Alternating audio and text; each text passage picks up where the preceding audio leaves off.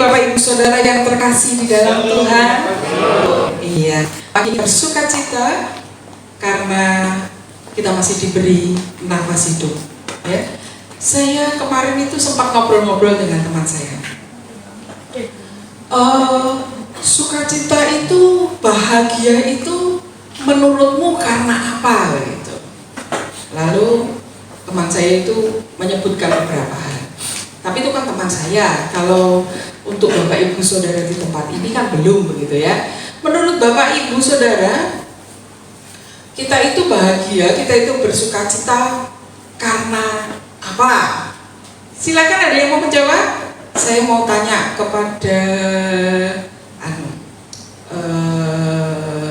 Cak Agustin. Cak Agustin sudah menyediakan diri. Silakan Cak Agustin. Saya bahagia ketika saya merasa dibutuhkan oleh keluarga saya.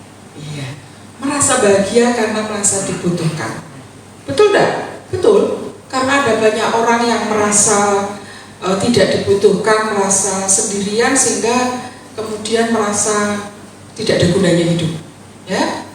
Lalu saya masih pengen lagi tanya begitu ya. Kalau menurut Pak Kris, bahagia itu apa Pak Kris? Karena diberi kesehatan anak, cucu, dan orang tua. Oh ya, seluruh keluarga diberi kesehatan sehingga bahagia dan bersukacita.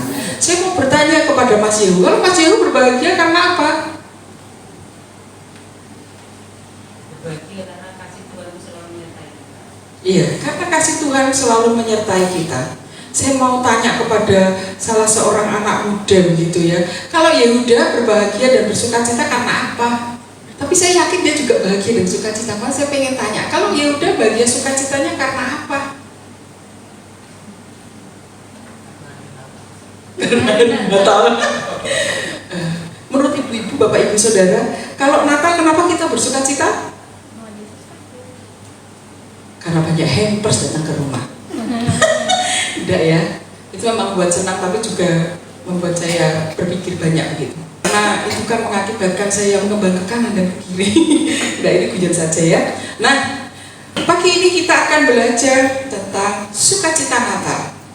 Kita akan buka, kita akan baca di Lukas 2 ayat 8 sampai dengan 14. Yo, bisa minta tolong tampilkan Lukas 2 ayat 8 sampai 14. Kita baca bergantian ya. Saya ayat 8, Bapak Ibu Saudara ayat 9.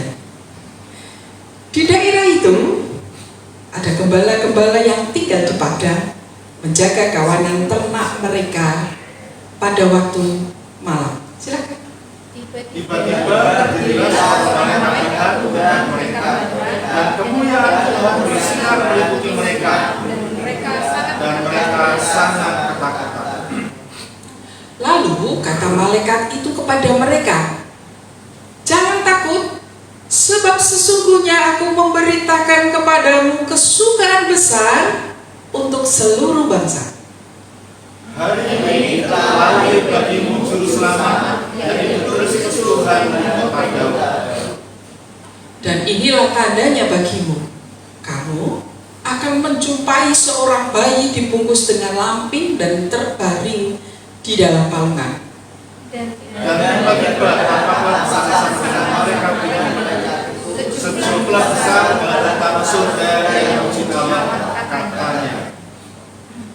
Kemuliaan bagi Allah di tempat yang maha tinggi dan damai sejahtera di bumi di antara manusia yang berkenan kepadanya. Amin. Bapak Ibu yang terkasih di dalam Tuhan, dari bacaan kita ini kita dapat sedikit berimajinasi begitu ya, bahwa para gembala ini ada di padang untuk menggembalakan domba.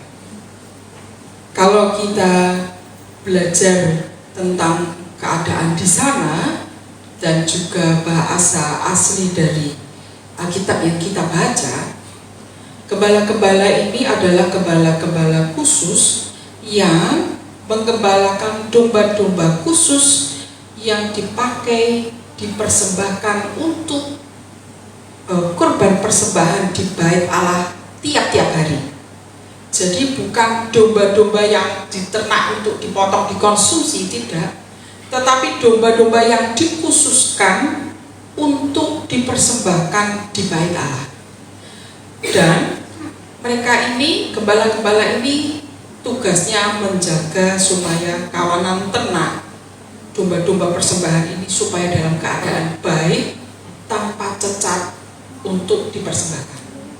Nah, malam itu seperti biasanya saya membayangkan, mari kita bayangkan bersama-sama ya, gelap karena di padang tentunya tidak ada banyak lampu, terus tentunya paling ada api unggun, beberapa obor supaya terang, tapi tentunya tidak terang-terang amat. Dan saat mereka mungkin duduk sambil cerita-cerita atau ngantuk-ngantuk ya karena malam, tiba-tiba terjadi sesuatu yang tidak pernah mereka alami sepanjang hidup mereka. Ada seorang malaikat yang mendatangi mereka. Kalau kita tadi baca ya, gembala itu menjadi takut. Karena apa? Perhatikan. Dan kemuliaan Tuhan bersinar meliputi mereka dan mereka sangat ketakutan. Yang membuat mereka takut bisa jadi karena kaget, karena seumur-umur belum pernah lihat malaikat. Saya juga belum pernah lihat malaikat. Mungkin kalau saya lihat malaikat, saya juga kaget. Beberapa orang cerita kepada saya tentang melihat malaikat, tapi saya belum pernah melihat begitu. Nah, malaikat itu datang sehingga kemuliaan Tuhan bersinar meliputi mereka. Yang membuat mereka takut adalah kemuliaan Tuhan. Saat kemuliaan Tuhan itu hadir, maka seorang manusia dengan sadar akan melihat dirinya. Itu pasti. Karena kemuliaan Tuhan itu adalah kudus, mulia, kudus. Kita manusia yang berdosa. Saat sesuatu yang kudus bertemu dengan yang berdosa, maka yang berdosa itu akan merasa takut. Tidak ada yang bisa disembunyikan. Kenapa banyak orang yang bertobat dengan sungguh-sungguh pada hidupnya jahat? Karena bertemu dengan kemuliaan Tuhan. Sehingga dia menjadi takut, sadar dirinya bahwa saya ini orang yang berdosa. Gembala ini kalau saya baca, saya coba cari tahu, adalah masyarakat kelas yang cukup bawah. Semua orang Yahudi itu semua belajar di sinagog sehingga bisa baca tulis itu bisa, tapi tingkatannya berbeda. Dan gembala ini adalah golongan masyarakat yang sederhana. Mereka tentu tahu pasti akan keberadaan diri mereka. Dan kalau kita mengingat lagi tentang kejadian, kenapa Adam dan Hawa itu bersembunyi saat Tuhan datang dan bertanya, Adam, di manakah engkau? Sebetulnya masalahnya apa sih? Karena dia sadar saat kemuliaan Tuhan itu datang menjumpai dirinya, dia sadar bahwa dirinya sudah tidak taat, sudah berbuat dosa. Saat kemuliaan Tuhan itu hadir di padang itu, karena malaikat itu datang kepada gembala, mereka dengan sadar akan kebutuhan dirinya, bahwa dirinya itu adalah orang yang berdosa. Kita semua di sini sudah diselamatkan karena kita percaya Tuhan Yesus. Tapi saat kita berdoa dengan sungguh-sungguh atau suatu saat kita merasakan kemuliaan Tuhan itu turun, kita bisa merasakan tuh, saya sudah begini, dan kita sangat merasa bersalah. Itu adalah kebutuhan dasar manusia. Meskipun ya, saat ini banyak orang yang berkata begini, saya itu tidak percaya neraka dan surga. Itu paling jualannya orang-orang yang jualan agama, supaya banyak orang nurut kepadanya. Betul atau tidak? Saya tidak percaya itu. Saya percaya surga dan neraka itu ada karena firman Tuhan itu ya dan amin. Tuhan kita tidak akan pernah berbohong kepada kita. Saya tidak tahu seberapa banyak Bapak Ibu Saudara yang pernah menunggui orang yang mau meninggal. Saya itu tidak tahu kenapa, atau memang Tuhan sudah atur begitu. Sejak saya gadis, karena ibu gembala saya itu bekerja, saya seringkali diajak Pak Gembala saya itu untuk mendoakan jemaat yang mau meninggal. Saya juga bingung, tapi biasanya itu karena bagi saya itu melayani Tuhan ya tidak apa-apa gitu. Saya digoncengkan Pak Pendeta saya naik Vespa pada waktu itu. Saya masih ingat, saya masih baru lulus sekolah, masih bekerja juga. Saya kan bekerja sendiri ya, sehingga saat wayah-wayah Pak Pendeta datang, ayo temani Bapak untuk berdoa untuk jemaat yang mau meninggal. Saya tidak pernah merasa takut atau apa, saya juga tidak tahu begitu ya, tapi selalu begitu. Sampai kemudian ternyata saya harus menikah dengan seorang hamba Tuhan, dan mau tidak mau, suka tidak suka, saya selalu berhadapan dengan itu. Takut tidak? Tidak. Dan saya mau kasih tahu, orang-orang yang mau meninggal itu reaksinya beda-beda loh. Ada yang dengan tenang siap dijemput, tapi ada yang gelisah luar biasa. Dan bagi saya itu ngeri. Saya pernah diajak berdoa, dan untuk kali itu saya bilang, saya takut. Takutnya bukan takut karena orang itu mau meninggal, tidak. Tapi saya kasihan karena melihat dia sangat gelisah dan kami tidak bisa tolong. Pak Yeri hanya bisa doakan dekat di telinganya. Saya itu biasanya berani dekat, tapi kali itu saya tidak berani dekat karena saya ngeri. Ternyata orang kalau mau meninggal dalam keadaan tidak baik-baik saja, bukan badannya loh ya. Kalau badan fisik kan biasa saja orang sakit atau apa. Tetapi saya tidak tahu apa yang ada di pikirannya, kami tidak tahu. Tapi saya melihat dia gelisah sekali sampai seperti itu, sehingga saya merasa takut dan tidak tega. Orang yang bilang tidak ada neraka dan surga, saya bilang dia belum pernah mati, soalnya belum pernah lihat orang yang mau mati dan orang itu gelisah luar biasa. Saya kasihan. Pada waktu itu kami pulang pun, kami sudah tunggu beberapa saat, kami pulang pun masih dalam keadaan gelisah. Baru subuh-subuh kami diberitahu bahwa sudah pulang. Jadi Bapak Ibu Saudara yang terkasih di dalam Tuhan, manusia itu pada dasarnya itu punya kesadaran bahwa dirinya itu butuh Tuhan. Tapi seringkali orang itu tidak mau tahu. Ya, tidak tahu apa yang dipikirkan. Lebih-lebih sekarang banyak orang yang menganggap remeh. Memang kamu pernah ke surga? Memang kamu pernah ke neraka? Ya tidak ada toh. Ya mungkin ada lah beberapa orang. Tapi kan kita bukan berarti kemudian kita menganggap sepele hal-hal seperti itu, sehingga menutupi kesadaran di dalam diri kita bahwa kita itu perlu Tuhan. Kita ini orang berdosa, kita itu perlu Tuhan yang menyelamatkan kita. Jangan sampai kemudian pada waktunya mau dipanggil, mau dijemput, baru merasa ketakutan karena tahu dirinya tidak siap. Kembali ke sini, kesadaran akan dirinya berdosa itu membuat para gembala menjadi takut.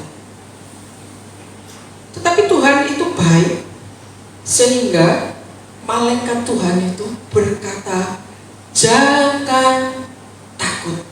Coba yuk dikeluarkan di ayat 10, ditampilkan. Malaikat itu berkata, jangan takut. Malaikat itu tahu, gembala itu takut, bukan takut melihat malaikat seperti takut melihat hantu, tidak, mungkin kaget dia. Tapi sesungguhnya kemudian adalah karena kemuliaan Tuhan itu bersinar, itu yang membuat seseorang itu merasa sadar dirinya berdosa. Maka malaikat itu berkata, jangan takut, sebab sesungguhnya aku memberitakan kepadamu kesukaan besar untuk seluruh bangsa. Semua orang itu butuh diselamatkan karena semua orang sudah berbuat dosa. Dan berita kesukaan besar itu diberikan kepada seluruh bangsa. Jadi bukan untuk kita, toh untuk seluruh bangsa. Karena Tuhan tahu manusia itu butuh diselamatkan. Cuma manusia itu kadang pura-pura tidak tahu atau pura-pura bagaimana merasa dirinya baik-baik saja. Sampai kemudian pada titik tertentu baru sadar, saya butuh Tuhan. kita tahu bahwa berita Natal itu tidak hanya untuk kita saja, tetapi justru kepada orang-orang lain yang membutuhkan keselamatan itu.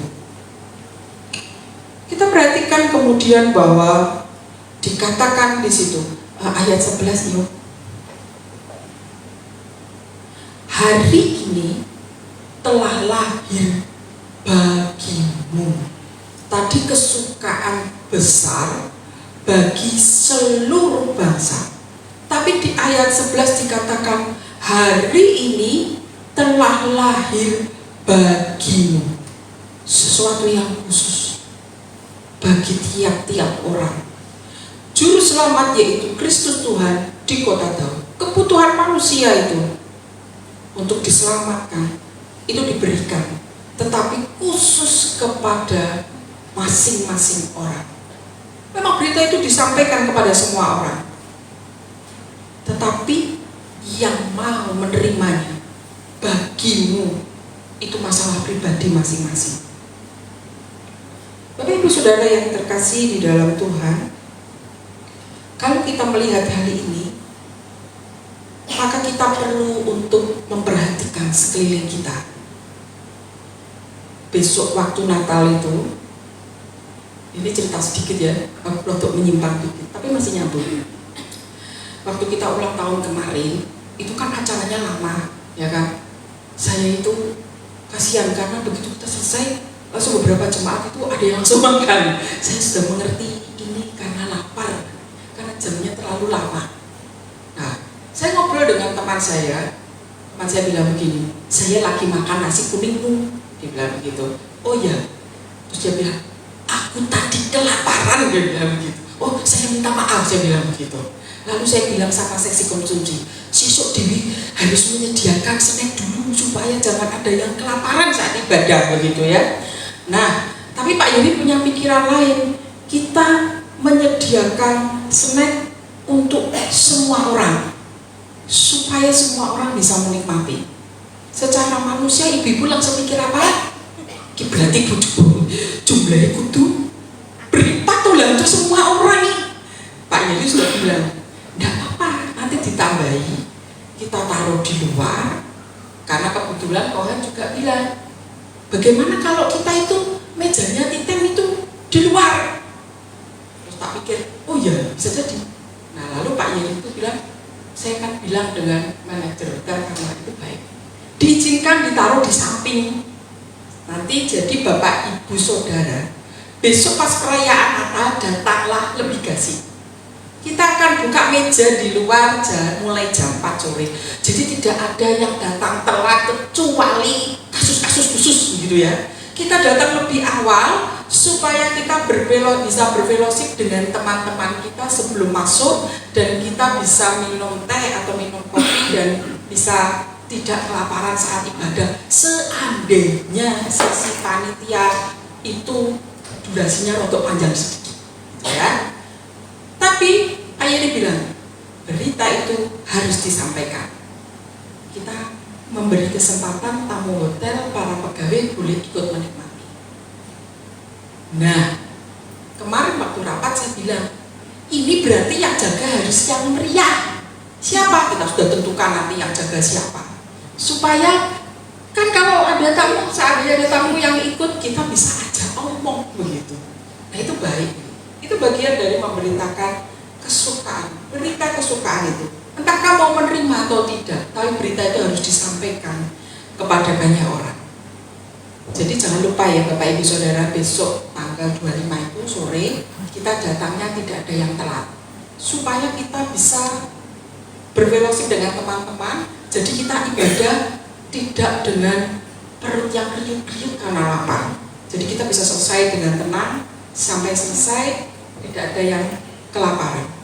Nah, kembali ke sini. Kemuliaan Tuhan di tempat maha tinggi. Mari kita lihat di ayat 14. Silakan ya.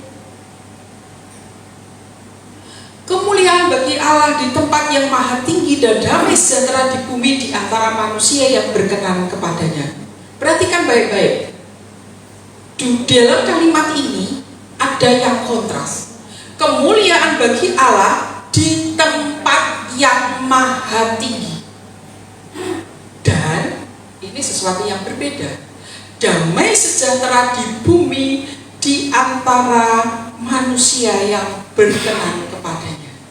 Kemuliaan bagi Allah di tempat yang maha tinggi, yang kudus, yang suci, yang mulia di tempat yang maha tinggi. Berbeda dengan damai sejahtera di bumi. Mari kita perhatikan baik-baik. Kalimat ini menarik. Karena kemuliaan bagi Allah di tempat yang maha tinggi ini mau untuk datang ke dunia, memberikan jawaban kepada manusia-manusia yang membutuhkannya. Lewat apa? Lewat kelahiran Tuhan Yesus di Bethlehem sebagai juru selamat. Kemuliaan Allah, sesuatu yang tidak bisa kita jangkau karena kita sudah jatuh di dalam dosa.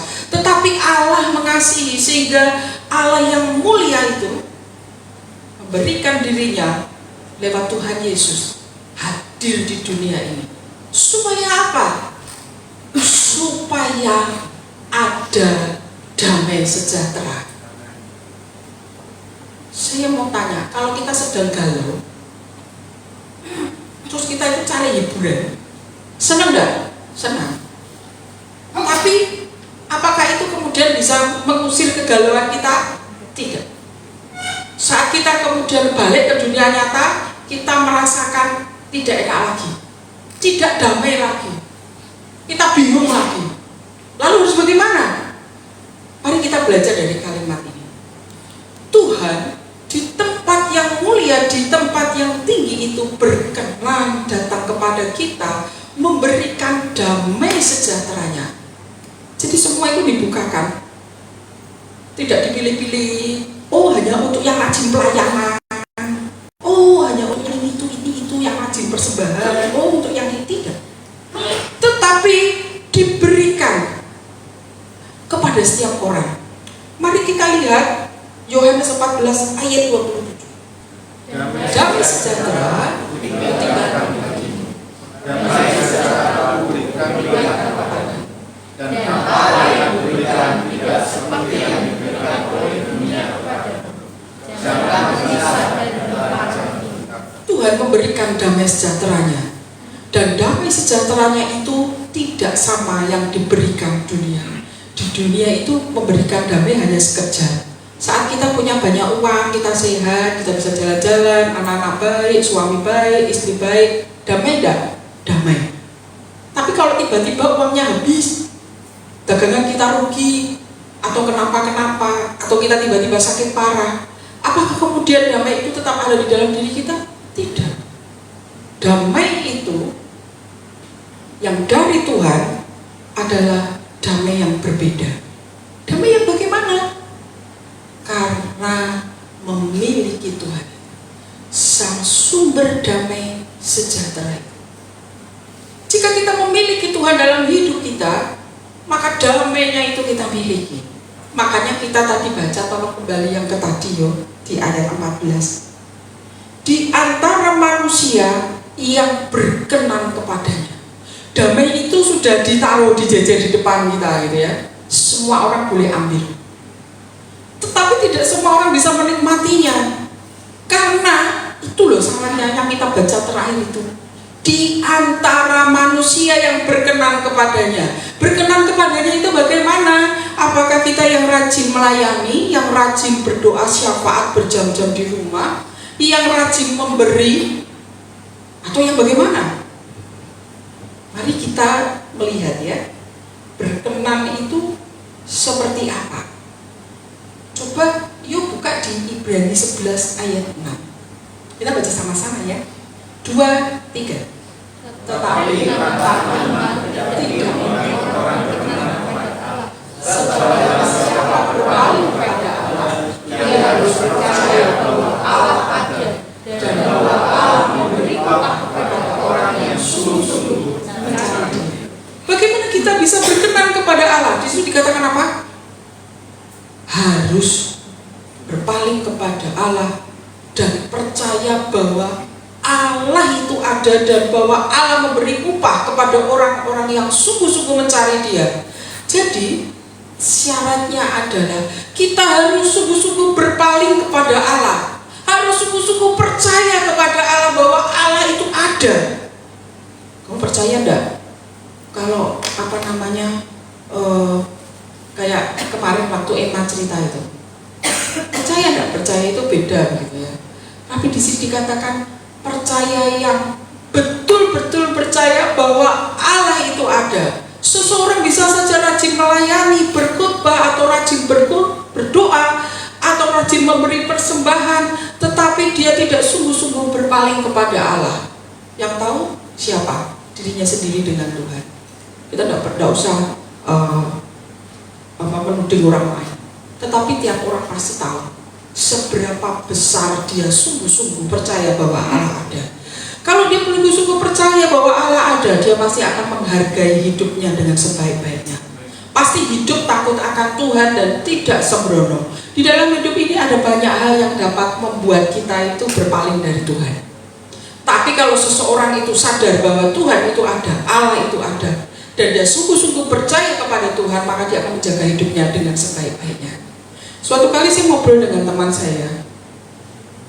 Teman saya itu bilang dengan begini, saya begini, lah bu kan gak apa-apa bu, begitu bu, maksudnya nyerempet sedikit itu gak apa-apa, biasalah, pendeta-pendeta aja juga begitu. Terus saya bilang begini, ya sudahlah, kalau mereka mau begitu ya itu bukan urusan saya, karena masing-masing kita punya pilihan.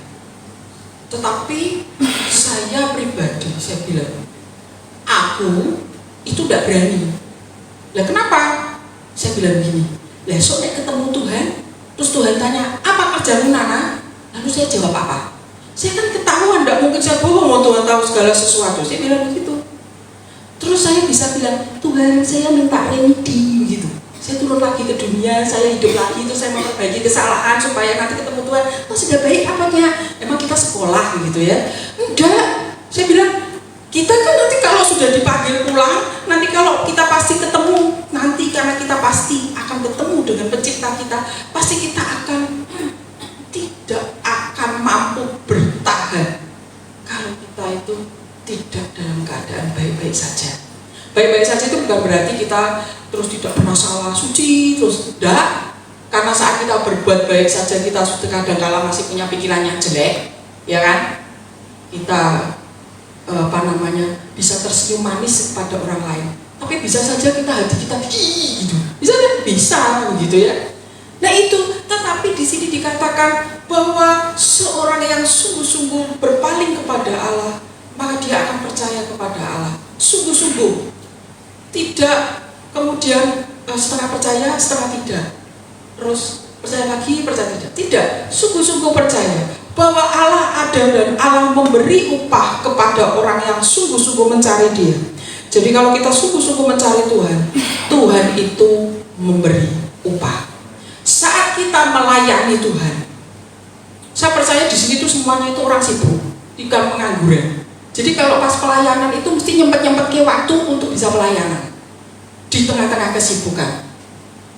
Dan maksud saya begini, bukan kita itu menyuap Tuhan dengan pelayanan kita, dengan doa kita, dengan keuangan kita, bukan. Tetapi saat kita memberi dengan sungguh-sungguh, meluangkan waktu untuk melayani. Karena di sini kan semua rata-rata bekerja, anak-anak muda juga rata-rata nyambi bekerja. Tapi saat kita sungguh-sungguh meluangkan waktu, ada jadwal keluar, saya dikasih tugas, saya kerjakan sungguh-sungguh. Saya diberi tanggung jawab mengerjakan ini, saya mengerjakan dengan sungguh-sungguh di tengah-tengah kesibukan kita. Itu Tuhan memberi upah kepada kita. Di tengah-tengah pergumulan kita sendiri masalahnya ruwet-ruwet, tapi kita dengan sukarela saat berdoa menyisipkan nama teman-teman kita yang juga sedang dalam pergumulan. Itu Tuhan memperhatikan, Tuhan mengerti. Saat kita sungguh-sungguh berusaha melakukan firman Tuhan, Tuhan juga mengerti.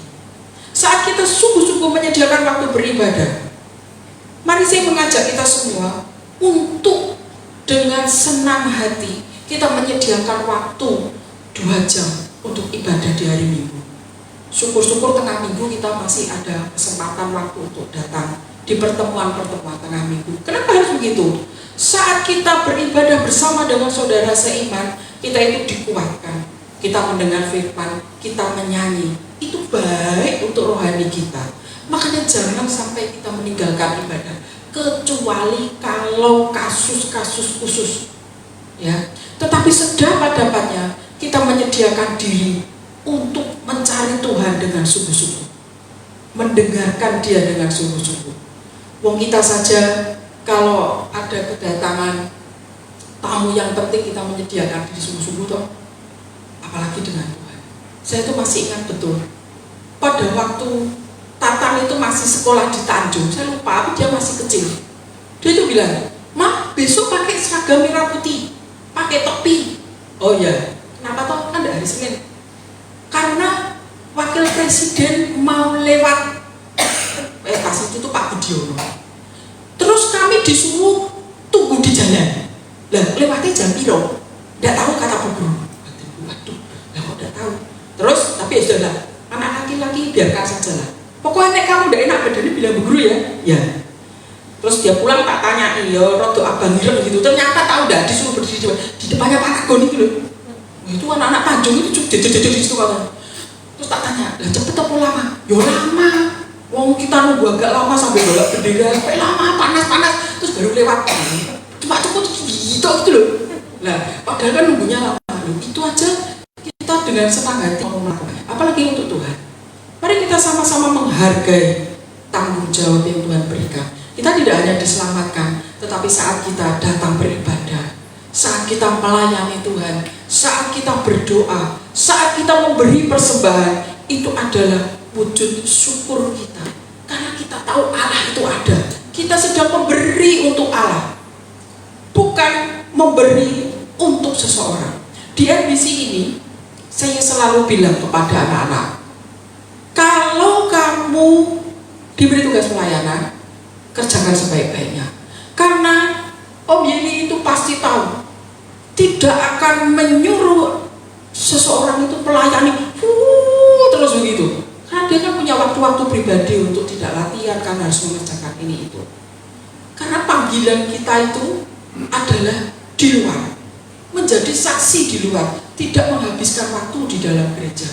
Tetapi kita perlu mendukung pelayanan di tempat ini. Karena kalau kita tidak mendukung pekerjaan pelayanan, terus bagaimana gitu. Nah, di sela-sela waktu kita saat kita diberi tanggung jawab, mari kerjakan dengan sungguh-sungguh. Ini kesempatan untuk kita memberi yang terbaik. Kembali ke sini, Tuhan Allah memberi upah kepada orang yang sungguh-sungguh mencari Dia. Jadi apa yang kita kerjakan, itu Tuhan mengerti. Anak-anak muda, kita semua yang sibuk banget, tapi masih meluangkan waktu untuk melayani. Saya itu tidak sedang memberi janji palsu atau sedang apa ya? Saya lupa ngomongnya bagaimana. Pokoknya saya itu tidak sedang baik-baiki saudara supaya melayani, tidak. Tapi saat kita itu mengerjakan dengan sungguh-sungguh, maka berkat Tuhan itu ada. Kalau kita mengesampingkan pelayanan gara-gara hal-hal yang lain yang seharusnya kita bisa atur, ya begitulah. Tapi yang pasti saya percaya bahwa kalau kita sungguh-sungguh kepada Tuhan, maka Tuhan itu memberi upah kepada kita. Berarti tidak ada kesulitan toh, Dana. Jo ada, wong kita hidup di dunia kok tidak ada kesulitan, tetap ada. Tapi Tuhan menolong. Yang ketiga adalah respon yang benar. Yuk kamu tampilkan ayat 15. Kita akan lihat ayat 15. Gembala-gembala itu setelah terkaget-kaget, terus melihat paduan suara yang indah, ya, kemudian malaikat itu meninggalkan mereka. Yang tadi suasananya di padang terang benderang lalu menjadi gelap gulita lagi, cuma ada api di api embun. Mereka lalu ngomong-ngomong. Setelah kaget ya, ayo kita ke sana. Tapi kita tadi nek kesasar piye? Ya udah mungkin ngomong ini kita wilayah kita kan kita tahu begitu. Lalu di sini dikatakan, marilah kita berkata seorang kepada yang lain, marilah kita pergi ke Bethlehem untuk melihat apa yang terjadi di sana seperti yang diberitahukan Tuhan kepada kita. Gembala-gembala ini memiliki respon yang baik saat melihat, mendengar bahwa juru selamat itu sudah lahir. Di Bethlehem tandanya seorang bayi yang dibungkus dengan kain lapin dan ditaruh di palungan. Mereka segera datang ke sana. Coba yuk di ayat 16. Mereka datang ke sana untuk ngapain? Mau lihat juru selamat yang lahir seperti yang dikatakan malaikat. Mereka cepat-cepat berangkat. Tidak ada satupun yang berkata, kok sih yo sisuk kan yo ora apa-apa iki gelem-gelem ngapain dhewe ke sana. Lagian tengok bayi malam-malam ya tidak sopan begitu ya. Udah, mereka lalu cepat-cepat, tidak pakai suwe. Kadang kita suka yang pakai suwe itu. Saya itu kadang tahu, saya itu bikin jengkel Pak Lim. Saya itu model orang yang rodok suka mepet-mepet. Dia tidak suka mepet-mepet, mungkin dia jengkel karena mepet-mepet itu membuat hatinya deg-degan gitu. Tapi saya tidak gitu, karena saat saya mepet-mepet itu saya sambil mengerjakan yang lainnya. Jika terus rodok mepet saya baru berangkat gitu. Saya tahu itu tidak menyenangkan dia. Tapi saya punya alasan sendiri kenapa saya suka mepet-mepet, karena saya sedang mengerjakan hal yang lain gitu ya. Balik ke sini, itu tadi hanya sekedar selingan saja. Mereka cepat-cepat berangkat. Mereka kompak cepat-cepat, ayo. Kita pergi menemui bayi juru selamat yang dikatakan malaikat. Ayat 17 yuk. Dan ketika mereka melihatnya, mereka memberitahukan apa yang telah dikatakan kepada mereka tentang anak-anak itu. Saat mereka sudah melihat berita itu, mereka segera berangkat. Dan setelah sampai di tempat bayi Yesus itu ada di dalam palungan, mereka menceritakan tentang apa yang terjadi. Bapak Ibu Saudara yang terkasih dalam Tuhan, kita itu harus belajar dari hal ini. Kita sudah menikmati kasih Tuhan, kita sudah diberkati Tuhan, kita sudah berdoa dijawab Tuhan. Tapi kadangkala mulut kita itu terkunci untuk kita bersaksi tentang kebaikan Tuhan, bersaksi tentang hal-hal yang Tuhan sudah berikan kepada kita. Kita harus belajar dari para gembala itu. Mereka tidak sungkan cerita. Lalu apa yang responnya bagaimana? Ayat 18 yuk. Dan semua orang yang mendengarnya heran tentang apa yang dikatakan gembala-gembala itu kepada mereka. Ini ada 19. Tapi Maria menyimpan segala perkara itu di dalam hatinya dan merenungkannya. Maria dan Yusuf, meskipun Yusuf tidak ditulis ya, diteguhkan oleh berita yang disampaikan oleh para gembala itu tentang bahwa bayi itu adalah juru selamat. Bayi itu adalah Mesias. Berita yang kita sampaikan, cerita yang kita sampaikan kepada orang lain tentang kebaikan kita, barangkali itu meneguhkan hati orang lain, menguatkan orang lain yang sudah merasa tidak berdaya. Jadi jangan kita menutup mulut tentang kebaikan Tuhan. Jika ada kesempatan, saksikanlah tentang kebaikan Tuhan. Berita kesukaan itu harus didengar oleh banyak orang. Responnya bagaimana? Ya terserah, karena tadi dikatakan bagimu berarti itu adalah tergantung respon pribadi masing-masing orang. Tugas kita adalah menyampaikan. Gembala itu dengan sukacita menyampaikan. Lanjut ayat 20 yuk. Maka kembalilah gembala-gembala itu sambil memuji dan memuliakan Allah, karena segala sesuatu yang mereka dengar, mereka lihat, semuanya sesuai dengan apa yang telah dikatakan kepada mereka. Setelah malam itu mereka pulang, kan tidak tidur toh, kesel loh, kerja, malam-malam pergi lihat bayi Yesus, terus balik lagi mungkin mereka bisa jadi tidak tidur karena pasti ngobrol kan. Wah, kita kan biasa gitu ya, kalau sesuatu yang menarik itu kan kita pasti obrolin gitu, tidak mungkin kesel, tidak, pasti mereka masih tetap ngobrol. Sepanjang jalan sesudah itu mereka memuji dan memuliakan Tuhan karena apa yang mereka dengar, mereka lihat itu sesuai. Jadi kalau kita sudah mendengar firman Tuhan, kita mengerjakannya, kita mendapatkan sesuatu, jangan kita itu pelit untuk memuji Tuhan. Ya, kita itu dikasih suara. Waktu kita menyanyi, menyanyilah dengan sungguh-sungguh untuk Tuhan. Tante, suaraku tuh elek gitu.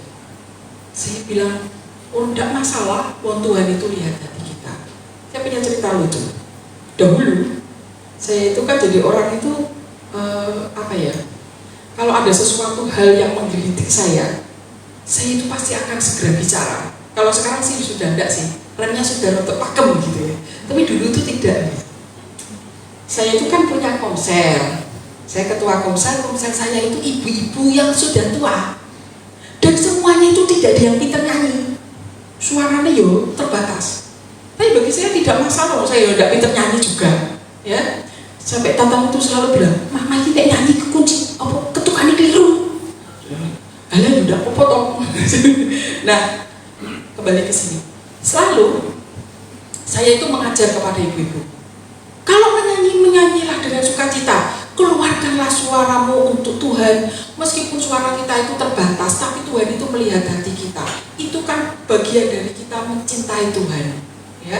Sehingga kita mau menyanyi karena kita merasakan kasih Tuhan. Meskipun suara kita tidak merdu.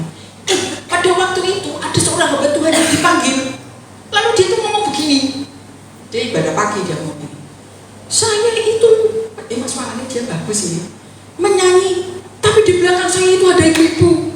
Suaranya, wah itu mengganggu saya. Saya kaget, ngomongnya kok kayak gitu ya.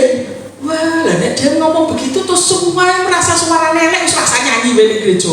Mau lip sync saja seperti Cik Agustin kalau bilang, aku lip sync bingung. Kalau kita nyanyi bareng-bareng. Nah, ini guyonan Cik. Lalu dia ngomong begitu, saya tuh dengerin lah batinku. Lah ya anggota konselku tuh ada di sini semua. Mereka dengerin, berarti yang tak ajar itu tidak sama dengan yang dia ngomong tuh bagaimana ini. Nah, itu ibadah pagi. Ibadah sore kan saya selalu datang awal kan, setengah jam kan, sebelum setengah jam itu dari situ. Saya sengaja duduk di depan. Wah, tunggu di depan. Begitu Pak Pendetanya turun dari mobil, saya dekati. Lalu saya bilang, Pak, saya minta maaf ya. Oh ada Pak. Kok tadi Bapak kok banyak ngomong begitu sih? Lah kan padahal semua jemaat itu tidak semuanya suaranya bagus dan merdu. Kalau Bapak ngomong begitu itu nanti di gereja tidak ada yang mau menyanyi loh. Yang menyanyi hanya yang suaranya bagus. Si suaranya kacau yang tidak bagus tidak akan berani nyanyi. Lah kok Pak Pendeta nih konsentrasi. Oh dia saya tidak peduli waktu itu dia menangkapnya bagaimana. Pokoknya saya sudah ngomong bahwa yang kamu ngomong itu salah, tidak boleh begitu gitu. Terus saya bilang, saya minta maaf ya Pak, saya ngomong begini. Tapi saya mau ngomong itu karena anggota konser saya itu ibu-ibu semua dan sudah tua-tua, tidak pandai menyanyi semua. Kalau Bapak ngomong seperti itu nanti mereka ibadah tidak akan nyanyi, pasti akan diam. Lah mengganggu Pak Pendetanya. Nah, terus udah oh iya terima kasih. Sudah tahu saya tidak mengurus dia bagaimana pikirannya, pokoknya saya sudah ngomong. Jadi kembali di sini, mari kita memuji dan memuliakan Allah dengan sungguh-sungguh karena apa yang Tuhan sudah perbuat dalam hidup kita. Jangan medit sama Tuhan. Jangan kita malu kita menyanyi, tidak, karena kita sedang memuji Tuhan, memuliakan Tuhan. Pagi ini kita belajar apa? Kita harus sadar bahwa diri kita ini butuh juru selamat. Dan kita sudah menerimanya karena kita percaya kepada Tuhan Yesus. Tapi berita kesukaan itu harus disampaikan. Dan yang ketiga adalah jangan pelit memuji Tuhan. Pujilah Tuhan dan muliakanlah Tuhan. Karena yang Tuhan berikan kepada kita itu sudah berlimpah-limpah. Sudah selayaknya kita memuji dan memuliakan Tuhan. Karena Tuhan sudah begitu sangat baik kepada kita.